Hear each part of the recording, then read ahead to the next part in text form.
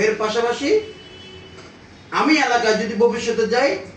ওই মানুষগুলো আমাকে দেখলে একটা সালাম দেবে এবং ওই মানুষগুলো বলা বলি করবে ও মুখে আমাকে এটা দিছিল, এটা আপনার কাজে আসবে। এখন আমরা যদি এভারেজে দিতে থাকি আমাদের কাজগুলো আসবে না।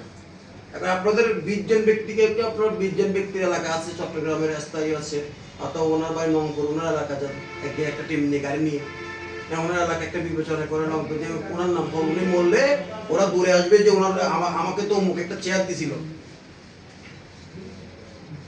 আমাকে অমুক একটা চেয়ার দিছিল, আমাকে অমুক একটা লুঙ্গি দিছিল, এটা আপনার এলাকার জন্য আপনার ইয়ে হবে, ফোকাস করবে। আপনারা এইভাবে আগালে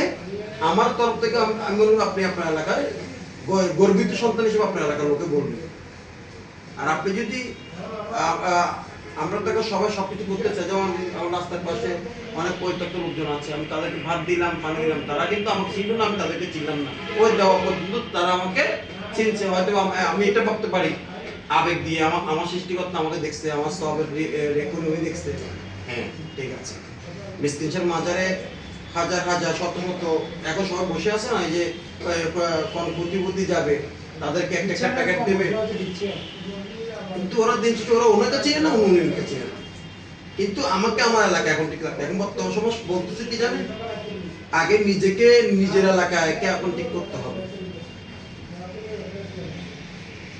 আপনি আপনার এলাকায় যদি বড় হতে চান, আপনি আপনার এলাকা যদি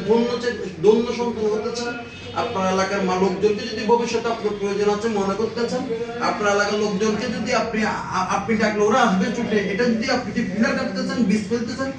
ওই কাজটা